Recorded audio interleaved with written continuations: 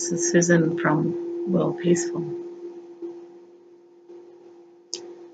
I just felt like communicating. Have no idea, as usual, what I'm going to talk about. But perhaps let's start with a candle.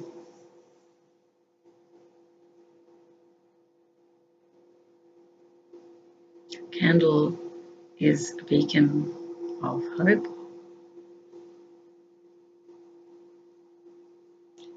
You see people shining candles and lighters, carols with candlelight. You know, at the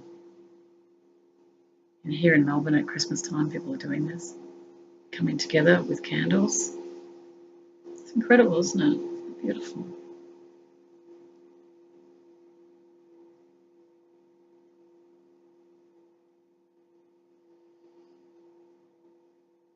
I guess I'll start with peace, which is my favourite topic.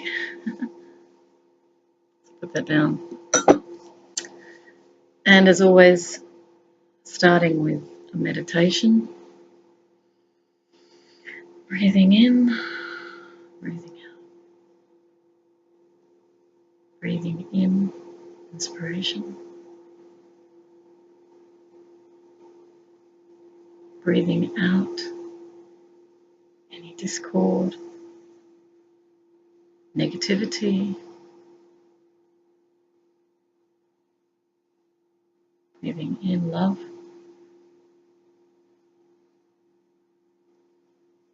Breathing out peace.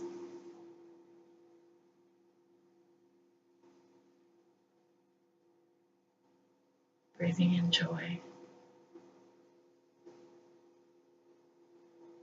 Breathing out fear.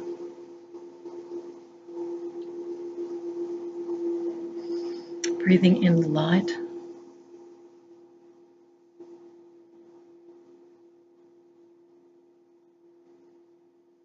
Breathing out truth in its truest form,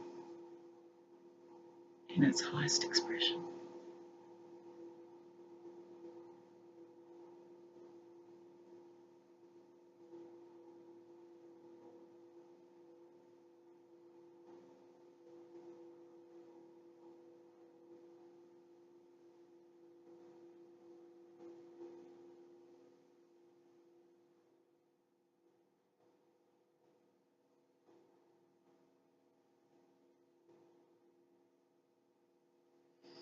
There are many people in fear in the world.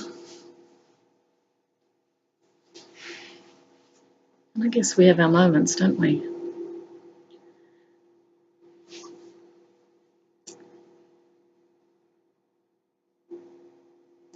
Powerlessness is the experience of believing that you're not loved. It's never expressed in terms of love. It's expressed in terms of discord, stress, injustice, anger, being judged,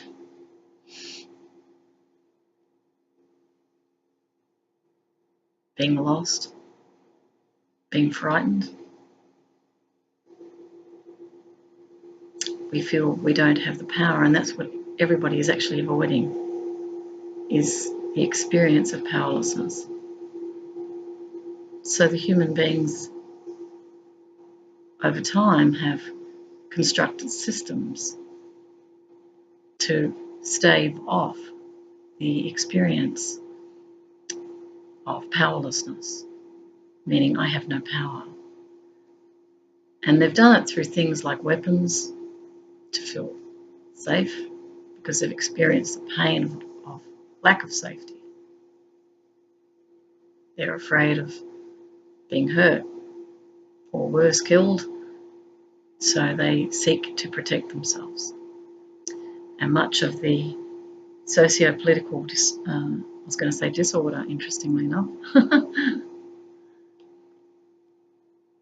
has been moved by that sense of powerlessness. The economic system itself has arisen out of poverty. The idea of, or if you like, a shared memory somewhere within the DNA, within the cell memory, is poverty. And for some, it's not that long ago. I remember when I was in Thailand, I saw footage on the earlier Thai experience, turn of the century. They were coming out of poverty, but in truth, they were in poverty for a fair while until the credit became available to, build Thailand, certainly Bangkok. And I recognised that they had a shared experience of great poverty, and that's why economics has taken root. The capitalist system has taken root. It's because people want to feel the abundance. They don't want to be hungry again.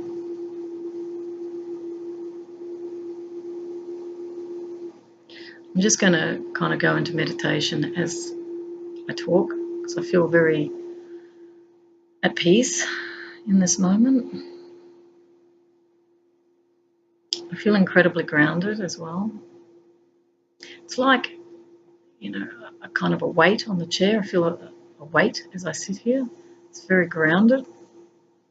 It's a very wonderful feeling. I feel no aloneness whatsoever.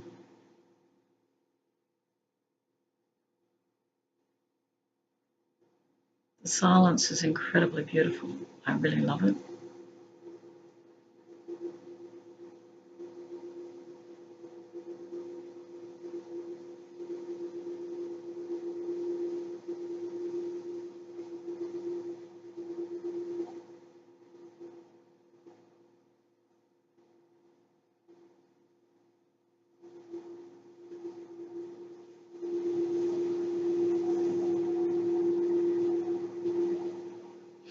I want you to join me in this silence, not to go to another video, but stay with this. I want you to breathe in and breathe out. Try to focus on the upper lip. This is a Vipassana technique, and it stills the mind. And you keep the mouth closed and just breathe in and out.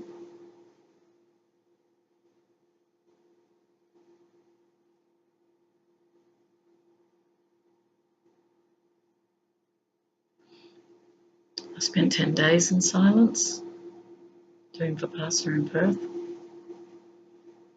You weren't allowed to speak to anyone.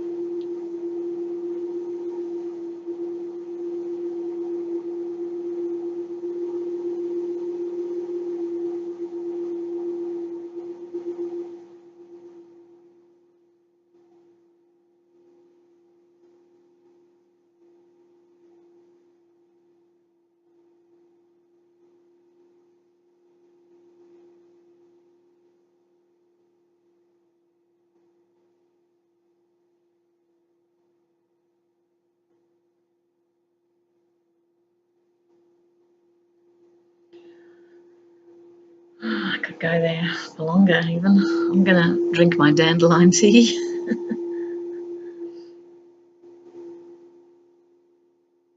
And allow the peace to express through this video, because that's what I feel.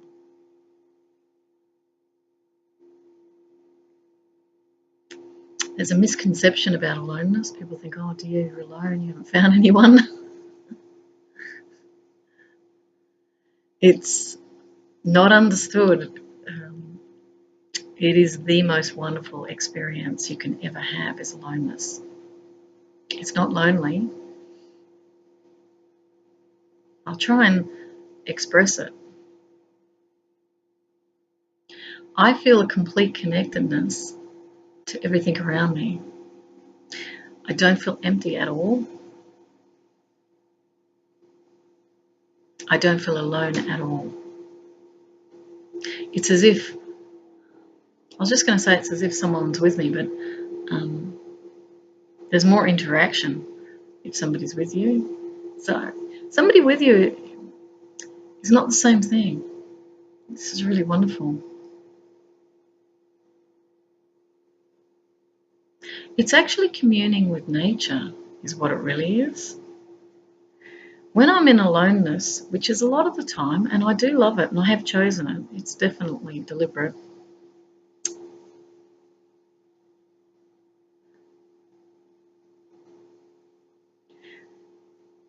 I come into complete alignment with what some might term what is.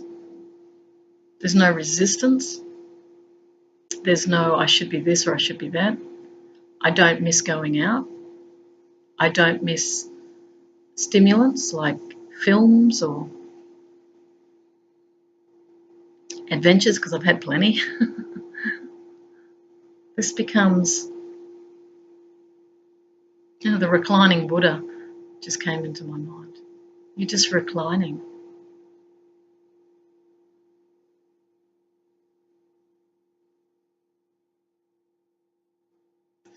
It's really entering the present moment without a story. In this space, there's actually nothing wrong with the world. Now, some could say, oh, well, you're clearly delusional. There's plenty wrong with the world. Haven't you been out there? I'm talking about the present moment. This is this moment of right now. The world is in complete harmony as I experience it.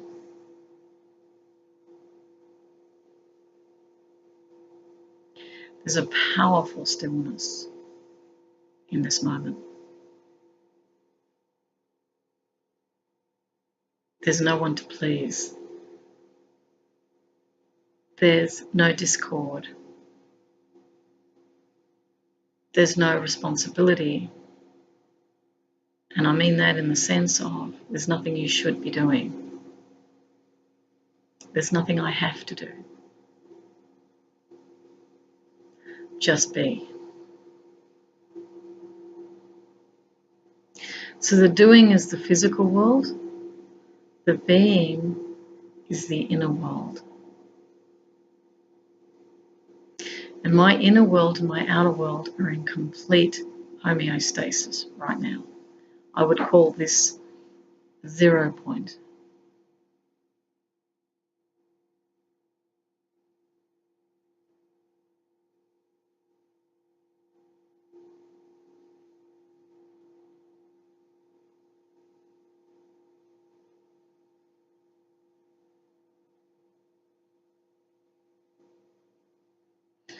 Now, the reason I'm having this experience is because my inner world is in peace.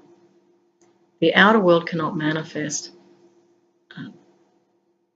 without connection to the inner world. So it is true to say that what you see in your world is a reflection of yourself. So if you see the world as an unkind place, there's something within you that is focused there. Something within you is being drawn to there, and it's likely that it's fear. That's why I often talk about love. It's not a romantic term at all. It's more closely aligned with harmony. The reason sometimes I talk of justice as well is that that's similar. Justice is a balance, is about balance. So when we've got competing claims, one arguing against another, it's really the natural desire to bring back into balance what's out of balance. So when anybody who challenges you is actually part of that natural order of moving you back towards homeostasis.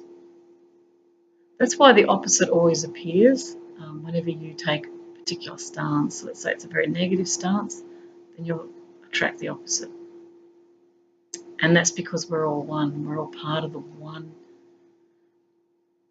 mind, you could call it. This is the intelligence, the intelligent design, which permeates all life force. We know it's intelligent because one only need get a microscope and investigate at the cellular level the brilliance of engineering, of nature itself. It's highly complicated, yet it's also simple. It's organic, but it's very sensitive to its interconnectedness with the entire world. Everything's interconnected because it's come from the one source.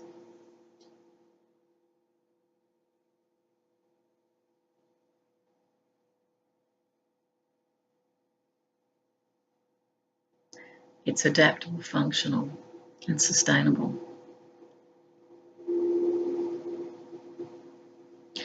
Nature is us. We are nature. Nature spirits comes to mind. There's a spirit in nature. That's why we go there for holidays. That's why people are drawn to live in the country, because they're connecting with this incredible peace that permeates the natural world as it's alive. When you're in a city, of course, you're amongst buildings that are not alive. I remember reflecting on that many years ago when I was in London, that the cityscapes are dead in actual fact, and that's why people feel drained. They're not connected to vital force, energy, or what some might term as chai or chi or ki.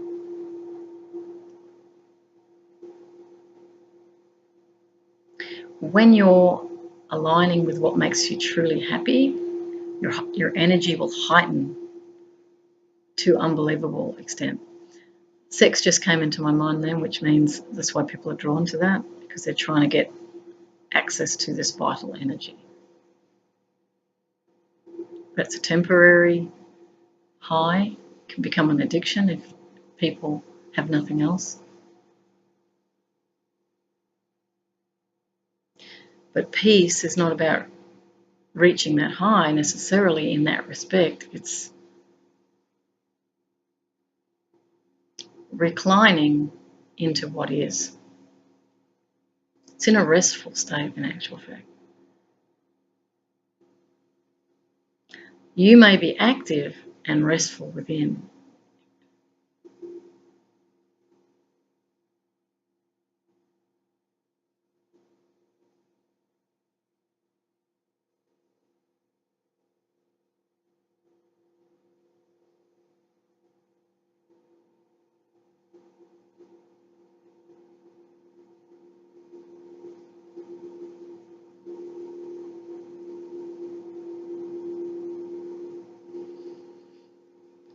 I often feel in love, and it always amazes me.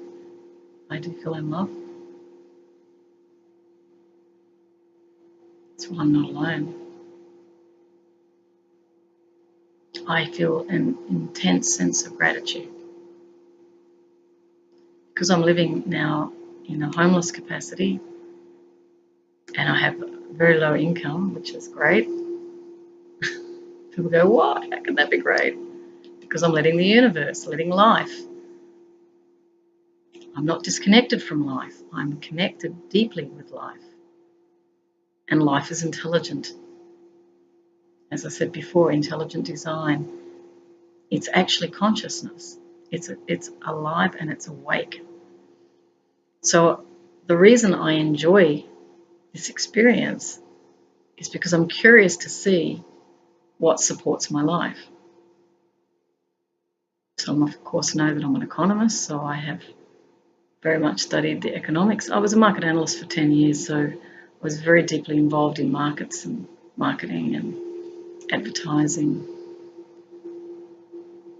In fact, I think I had a deeper knowledge than economists as a result of being a market analyst, because that's real practical, strategic work to generate activity, if you like. I liked it because it was creative as well as analytical. I like both. So having said that, I'm choosing peace because I can see the world is not at peace. I can see that what we're doing in all our activity is not bringing us the happiness we thought it would.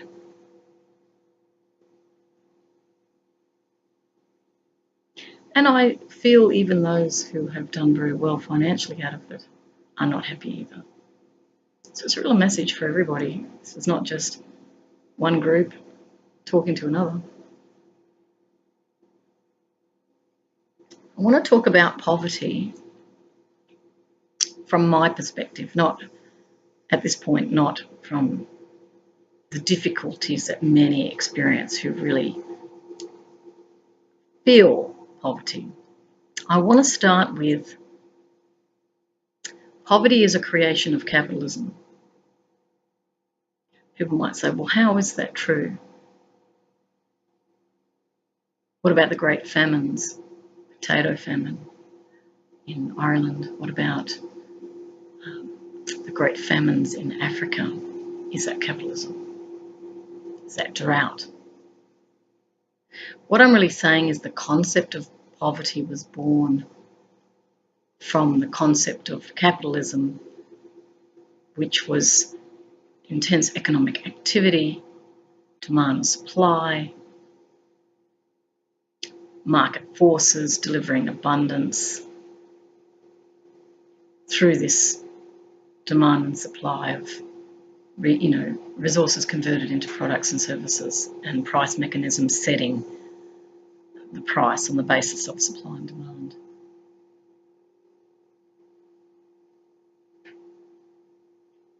Poverty became the contrast in the sense of those who had the material abundance looking upon them and saying, you're poor, you don't have the infrastructure, you don't have the technology, you don't have the material luxuries that make our lives easier, therefore you are poorer.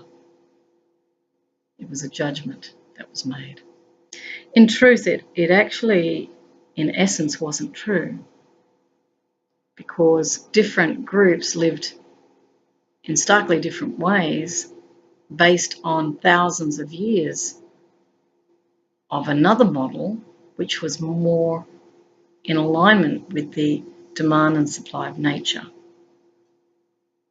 Booms, we call it booms and busts in economics, but you would have had drought and abundance. Nature itself mirrors that.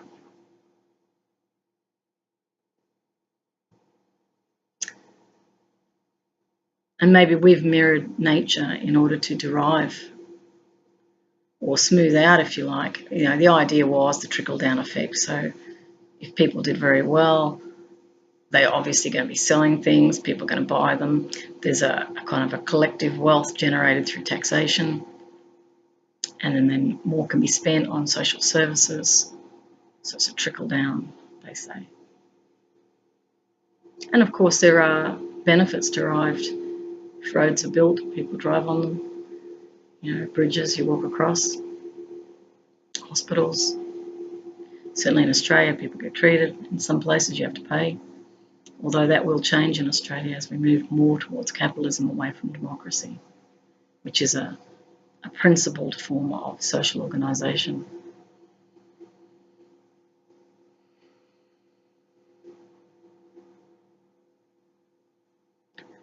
So poverty is a construct, and there's very, very powerful beliefs around it in respect of people's fears of it.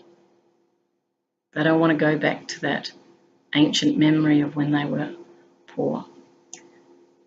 They share a narrative, which is conscious or unconscious, of those that are poor are desperate. Those who are poor have failed. That's why they call them desperately poor. Those who are poor, some might think are pathetic. Look at them, they can't get themselves up. They're not resilient. They're not self-reliant, would be those more right-wing viewpoints who know nothing of the true experience of it.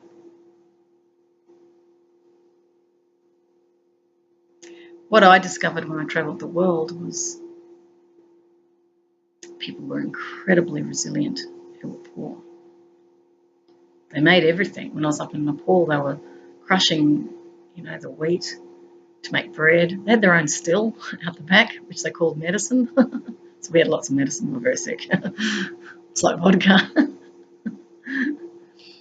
This is, I was kind of based in the Himalayas. I was up on the side of a mountain, and I was working with teachers. People I was with were Rotarians, and they were delivering a teacher training program. I was there as a peace clown and also peace educator. But it was really wonderful watching the donkeys march past this sort of constructed, they called it a guest house, but it was really more like a whole heap of packing boxes that were built into what they called a guest house. Even the stairs are really tiny little slats that you climbed up the stair. You could easily fall down. And obviously the toilets are squat toilets. You have to have strong legs. And there's a hose that comes out of the wall, and that's your shower. And they have to fill up the tank for the water to be there, and they have to warm it. The woman who was cooking for us at this guest house, she used a little stove with firewood. She put it on fire, and it had a little bit of gas. She had a tiny little gas stove, which they used sparingly. Everything was used. I saw a whole community of women up on top of a building, and they were passing a bucket from one to the other as they concreted the top of the roof. It was mostly women and a few men, and then they sort of smoothed out the concrete.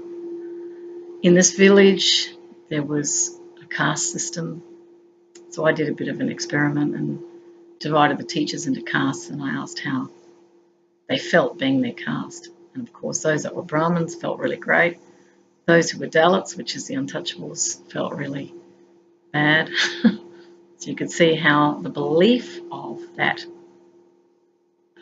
social ordering impacts on how they feel about their life. That's the power of thought.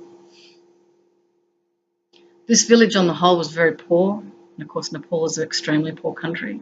Although it's rich in culture, it's unbelievably rich in its language. It's rich in its environment. If you look at the Himalayas, I mean, the ice caps are melting, so there is drought happening up in the higher reaches, which has impacts on water. Of course, this is what supplies South Asia. I just want to go into stillness for a sec.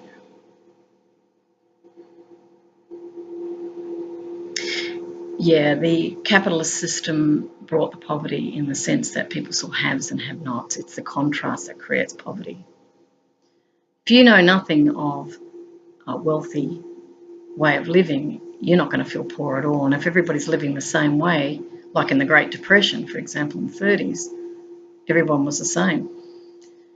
It's hard, but it's not as bad. It's when you are segregated or separated off because you've been labelled by your society, because we're gregarious. We are group beings.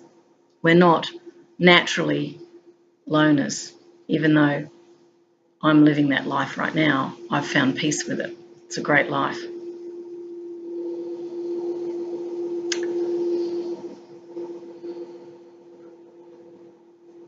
So they want to move out of poverty and they want to assimilate. And Gandhi comes to my mind now, as he was trying to teach youth in India at the turn of the last century, that if they greedily assimilated the ways of the British at that time, they would lose themselves. They were trying to be British gentlemen.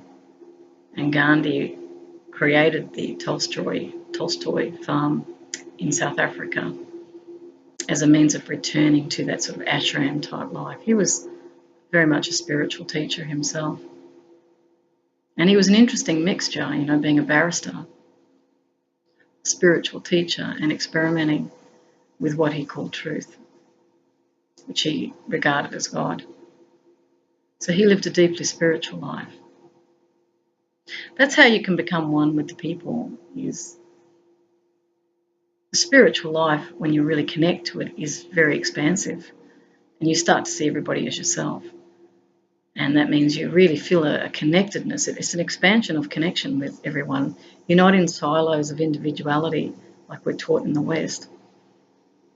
It's not all about me, where I get the maximum of what I can get out of this life in order to feel better about who I am, to feel I've had a sense of success.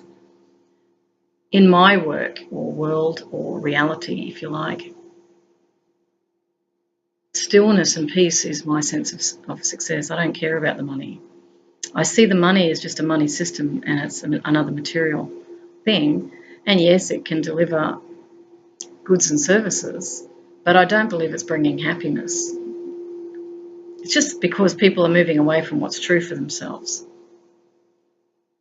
And in the case of poverty, people work incredibly long and hard hours for very little. Like in the third world, it's $1 a day. They're doing work they don't like, and that's why they feel poor. And the same would be the case with someone who's very wealthy, who's doing something they don't like.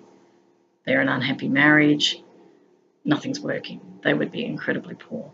And that's the spiritual poverty that Mother Teresa talked about in the West.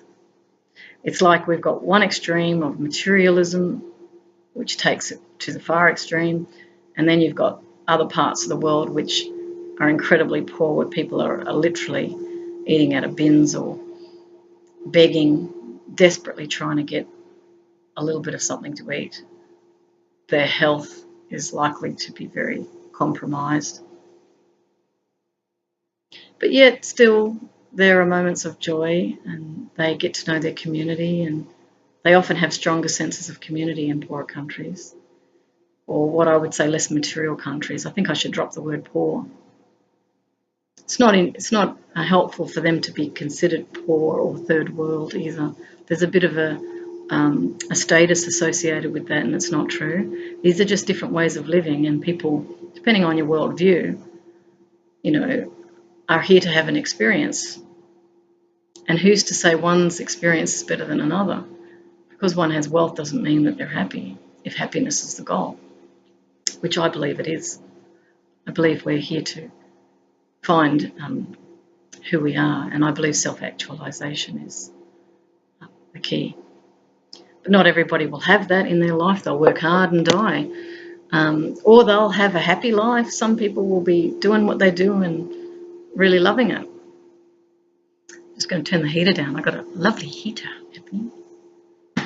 Or just going to drop it back a bit. I could take a jumper off too. Oh, excuse me. Oh, that's better.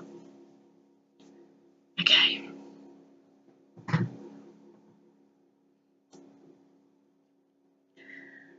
So the candle for humanity is really embodying the principles of light.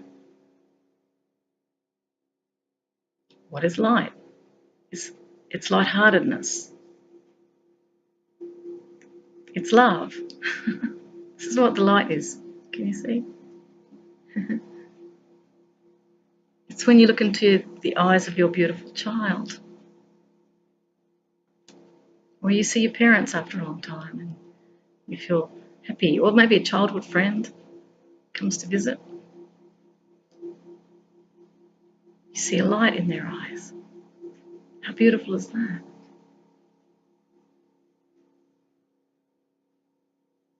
That's the light of humanity.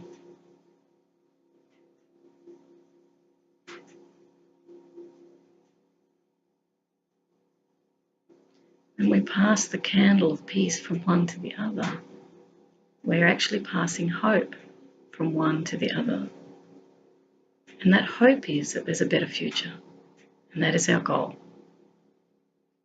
When we become disheartened, we are believing there's no more hope and that it's getting worse, not better. Many people are thinking this way. It is always darkest before dawn, is it not?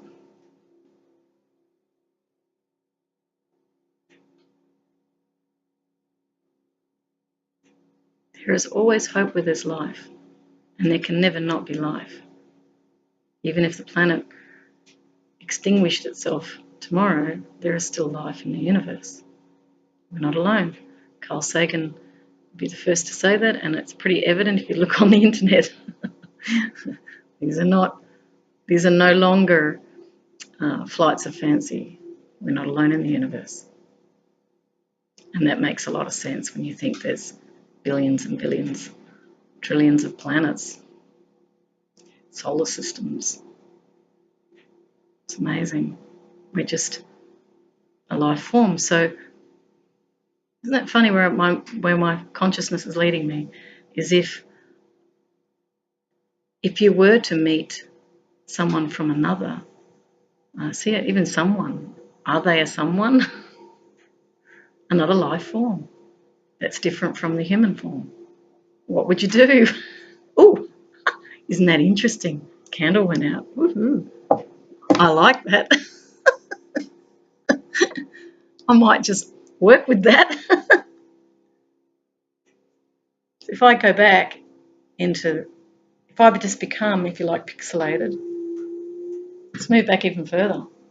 See, I disappear. So am I real? And now I move myself back into. So it's the light that makes me real, isn't it? And see how my face looks like energy? It looks like little energy. When I was young, I used to look up at the blue sky and I saw all these little energy packets, just like what I'm seeing now in my face. And then I realized the whole world was energy. And that's where the oneness idea comes from, that we're all connected and it's all energy. What is energy? Well, look at the atomic level. Got mitochondria in the cells. These are little energy packets that absorb energy through the cell walls from the various foods that we take in, and the body converts or metabolizes, utilizing the vitamins in order to give energy to the body. What if on other parts of the universe they don't eat? What if they look really different? What then? Can we be like pioneers and explore, like Star Trek, go out into the far reaches and gain an experience of, is there more out there? How do we define ourselves? And I'll give you an example of that. I remember hearing a really great analogy, and it was, imagine a white room. Now in that white room, I'm just going to go back a bit. In that white room, there was no furniture and you couldn't define yourself. And then something was added, like, I'm coming back into the light here. Something was added. And so the consciousness, because the consciousness doesn't know it's a person, would just see the distance between itself and the object. It would then evaluate height, texture, size, and it would define itself on the basis of the comparison with the object. Say another thing, let's say more pictures come into the room, then you get a sense of the distance between the walls because you've got sort of relative points in which to compare from one space to another. You start to notice the front wall, the back wall, the side walls. Then you bring in more furniture and you start to get a sense of yourself in relationship to those very things. This is how we define ourselves, is on the basis of what's around us. Culture arises from comparison. Learning and teaching are really cultural stories that one teaches to another, and certainly in Indigenous they would have had lots of stories which define their culture, and a person would have been named on the basis of characteristics that they expressed, possibly based on the wildlife in the area, or the wind, or the soil, or the fire. Whatever was in their reality was the way they saw themselves. And that then defined what they saw and what they didn't see. I want to give an example of Christopher Columbus. There were apparently, I think this was North America, I believe. They were Indian, so it was American Indians were on the beach, and one of them, a medicine man, noticed ripples and waves where there were, around that there was none, just ripples and waves. And the medicine man was used to believing in things he couldn't see. And in actual fact, what became more and more visible as he opened his mind to things he couldn't see that were real was that he saw a ship. He'd never seen a ship before, therefore he couldn't see it. And I want to give you an example, another example. So just before I move to that second example, I'll just state that it was his consciousness that made allowance, if you like, for believing in something he couldn't see. He just saw the ripples. He didn't know what that was. And curiosity had him seek to look at something without a story. And then he saw the ship. So he was open to seeing something he didn't believe. This is why everybody's coming from at life with different perspectives, given the way they choose to see. Now, I remember, I'm a market analyst myself, and there was a story that came out of Indonesia where some advertisers had advertised in beige, I believe. And it was on a very, very busy road. And they were baffled that no one had any net recall of that billboard. I'm saying, how can they not see it? It's really obvious. There's thousands and thousands going past this billboard every day. How can they have no recognition? Well, it turns out that at that point, that colour that was painted on the billboard was not known to the people. Therefore, they couldn't see it. So that tells us something a little bit about we educate in order to see. So when we think we're right, it's coming from our education. It's not actually who we are.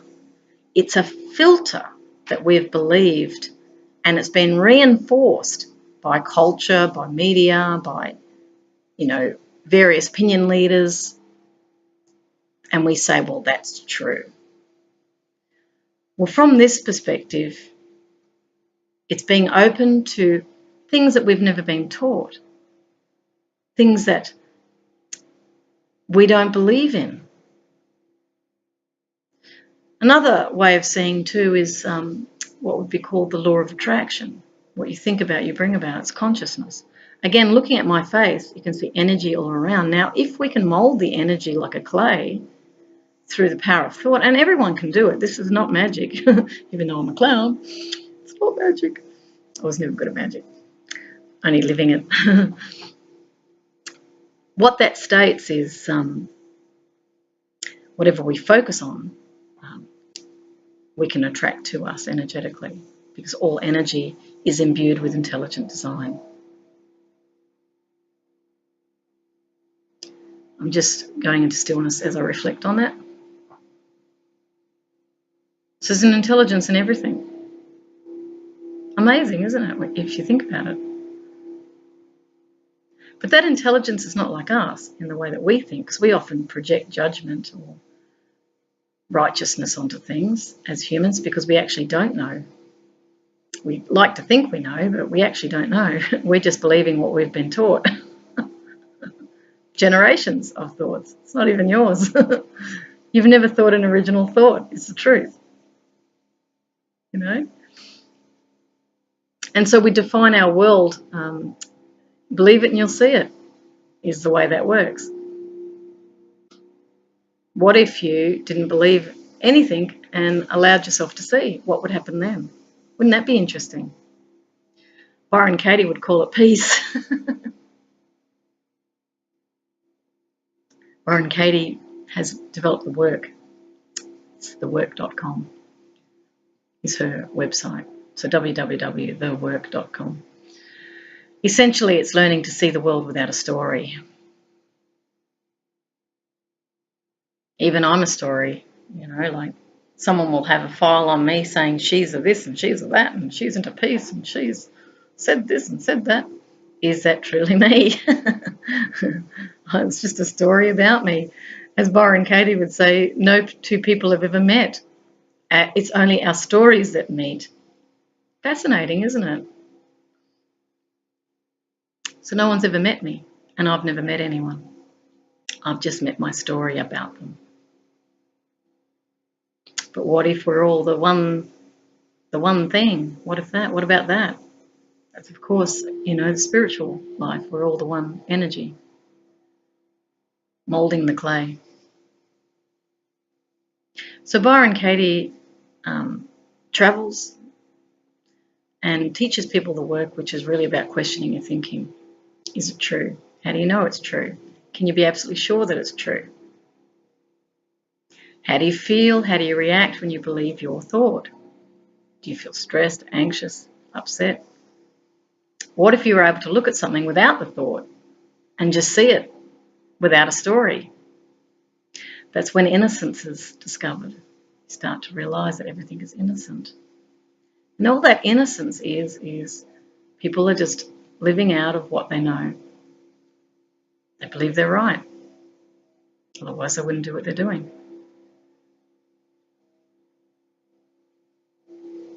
That's living out of a certain consciousness, field of consciousness, we call it.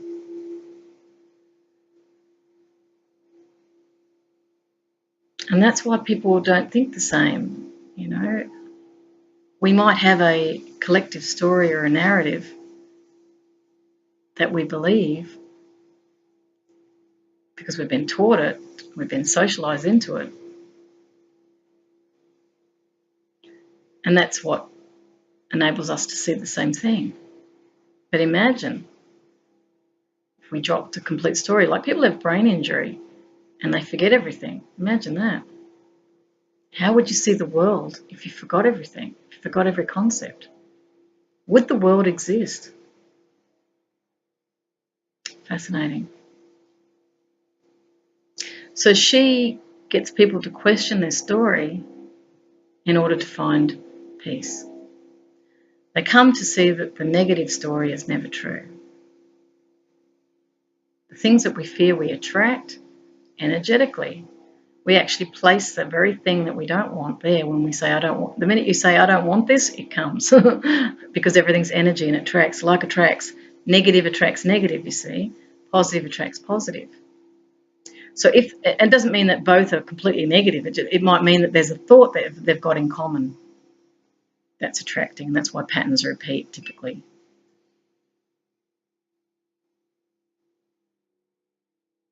So if you want to change the paradigm, you have to change the thought. You can't keep reliving the same pattern and expect it to change. If you want a world that's loving, then you have to be love. If you want prosperity, then give it away. Charity is no mistake. You actually feel abundance when you do it. There are many people in poverty who've got lots of money because they don't know the generosity and the beauty of giving. It actually makes them feel good. This gives purpose. This is what everyone's looking for. And even in poverty, like I'm on very little, but I feel absolutely abundant. I feel my life completely supported. And it's quite a remarkable experience. I don't fear about where I end up. It's just another experience because life is an experience. It's meant to be.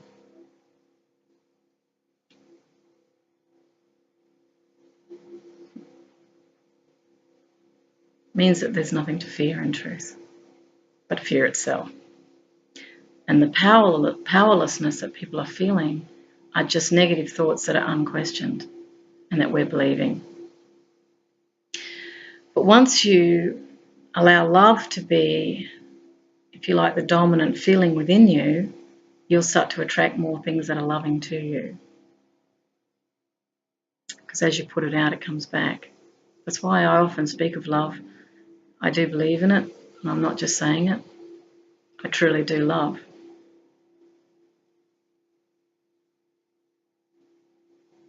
And inherent within love is forgiveness. Always. And when you truly, really love, like if you're fully in that space, there's nothing to forgive. It's just life happening. And I would say to people, what did you learn from the experience? That is a very, very powerful question. What did you learn? Because that's why the experience happened. We're here to learn. I learn all the time. I question everything. I do speak up. I say what I think. I share whatever I feel inspired to share with the family, which is everybody. Everybody. There's no exceptions. We're all, as they say, brothers and sisters, we are. Imagine if the world acted like a family. Infinite possibilities will open from that point when we move out of the fear and we start to connect with that love. The world will change in the image of that. At the moment, the world is very much reflecting a darkness without light, because there's enormous fear around, the collapsing environment, the economic collapse. But in actual fact, it's old structures that are not sustainable. The environment is being impacted, obviously, by our behaviour, because we're out of balance with nature. We're just extracting like it's infinite. It's not. It's a closed system, and you cannot keep taking from something and expect abundance forever, particularly because there's a poverty mentality that's driving the extraction. It's not an abundant mentality. And the earth is responding to us energetically. So what you think about, you bring about. If you want the world to be in homeostasis, then you have to be in homeostasis. And that is also a message to environmentalists who are really angry at the corporates. It's a message to the corporates who are trying to destroy those they see as challenging them. You invite them. They're there for a purpose, and they're there for your highest good in actual fact. There are no enemies. When you have a unity-based consciousness in harmony with the planet, there is no enemy. There are only unquestioned thoughts. Byron Katie is quite right. And if you want peace, then go into the stillness within yourself. You don't have to call it spirituality, you just call it breathing, because that's the natural breath that harmonizes you back to what's true for you. So with that, I think I'll go into silence for a little bit as I fade into the background, and maybe just my voice. I'm moving the computer, it's easier. Wow, isn't that amazing?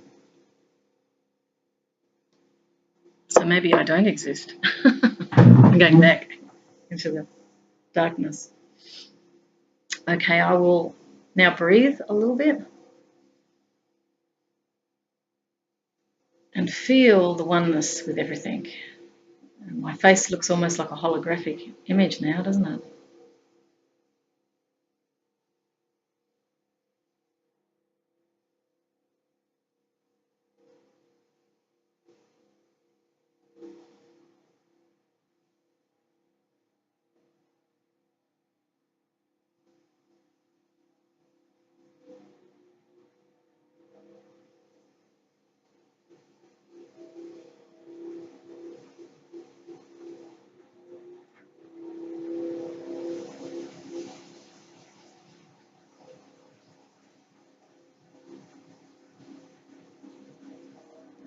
Be peace, find peace, breathe peace, live peace,